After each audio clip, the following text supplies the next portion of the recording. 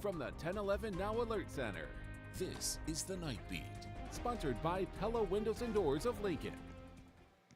Good evening and thank you for joining me. I'm Jessica Blum with your headlines for Monday, January 12th. First, a Husker wrestler in court today facing legal trouble out of Texas. We'll break down what happened and what comes next. Husker wrestler A.J. Ferrari went before a judge today after being arrested on a warrant out of Texas. He's now out on bond, awaiting extradition back to his home state. At the hearing, his attorney says he was on his way to Omaha to fly to Texas and resolve the warrant. Ferrari is wanted for evading arrest in Collins County, Texas. We have reached out to Texas officials for more details on that warrant.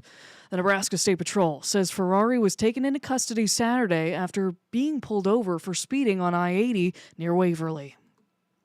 Sticking with Husker sports, after weeks of rumors, speculation, and silence, Dylan Raiola is finally making his move. The former Husker is heading northwest to Oregon. Raiola making the announcement on Instagram just over a week after officially entering the transfer portal. Raiola leaves Nebraska after 2 seasons, leading the Huskers to their first bowl win in a decade during his freshman season.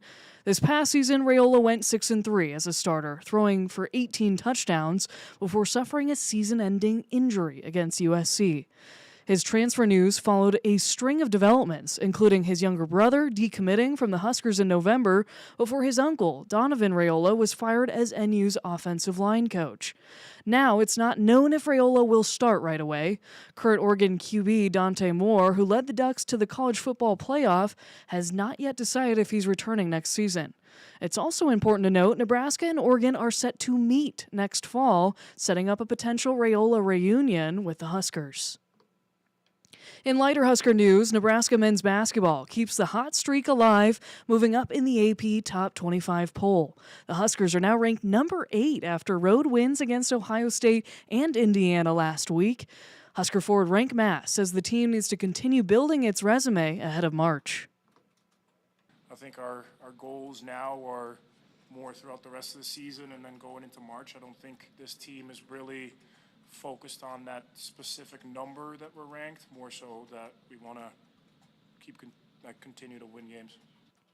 Mast adds, the team is working on both offensive and defensive consistency.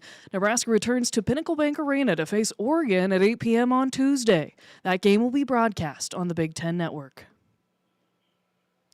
Big moves at the unicameral today. The Executive Board Committee unanimously approved sending articles of expulsion against Amherst Senator Dan McKeon to the full chamber for debate. Today's hearing included invited testimony only from Executive Board Committee Chair Ben Hansen, McKeon's attorney Perry Perch, and Tara Paulson, the attorney who conducted an independent investigation. Senator McKeon didn't speak, but his attorney spoke for over an hour, warning that the board would be setting a, quote, dangerous precedent if they expel McKeon based on what he calls disputed allegations and incomplete records. Persh says the senator has cooperated with sensitivity training and moving offices, adding that the board, quote, shouldn't be overturning an election on contested facts. Questions got testy as senators pressed Persh on due process and whether McKeon retaliated against the complaint. I think that Senator McKeon and I regret that that was in the press release. Well, it's his press release. Right. I understand, right. But again, things are taken out of context. There's no out of context. These are the actual words of the press statement. Persh also claiming another senator actually patted McKeon on the back last Friday with their fingers, quote, touching the top of McKeon's buttocks. But he says he won't be reporting that as a violation.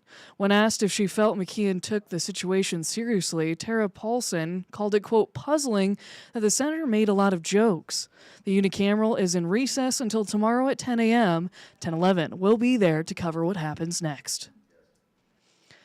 Former Nebraska U.S. Senator Ben Sasse is sharing an update on his terminal cancer diagnosis.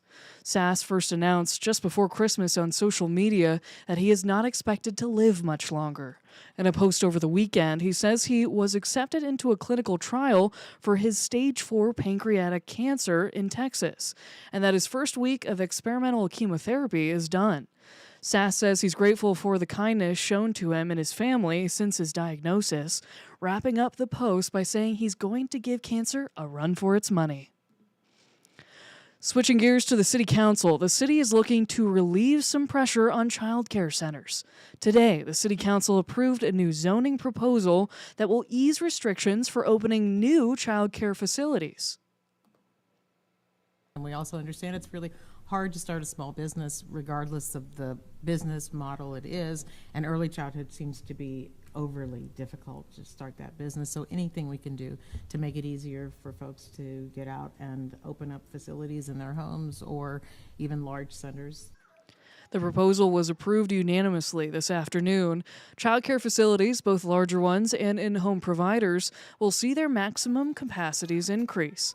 It also allows more flexibility for zoning and parking, which the city hopes will encourage new facilities to open. We've previously spoken with Lincoln Littles about the impact of this decision. That story can be found on our website. Well, a warning from the Nebraska Hospital Association today as hospitals brace for a challenging year amid rising costs, coverage losses, and new laws. When Medicaid is cut or tax credits expire, more Nebraskans lose coverage, which means delayed care and increased use of emergency rooms. While hospitals will continue to care for every patient, coverage losses increase uncompensated care at a time when hospitals are already facing rising costs. A December NHA survey shows 55% of Nebraska hospitals describe their 2025 financial conditions to be challenging or very challenging, with nearly one-third reporting losses last quarter. Pressure could grow after the U.S. House passed H.R. 1, cutting nearly $1 trillion from Medicaid. The association says that could leave 23,000 Nebraskans without insurance and drive up premiums for thousands more. Hospital leaders are urging lawmakers to protect Medicaid funding and make sure rural hospitals can keep providing essential care. Finally tonight, and rounding out your night beat, is a check of the 7-day forecast. Tomorrow sticks out among the next 7 as the nicest day. A mild day trying for 60 degrees, but then every day after that, you look at highs in the 20s, the 30s, and the 40s. It's going to get cold by the end of this week, and namely by this weekend. And as we get colder, there is going to be more wind associated with each of those days. There are going to be a chance for some stray showers going into tomorrow afternoon and evening, mainly across central and north central Nebraska. A few of those will try to sneak into southeast Nebraska, though dry air will limit how much measurable precipitation will be seen across the state. The coldest of the next 7 looks to be Sunday morning, when low temperatures could be in the single digits.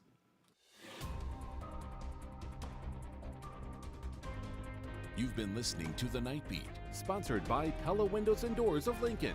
Watch, listen, and stream on the 1011 app on YouTube or wherever you get your podcasts.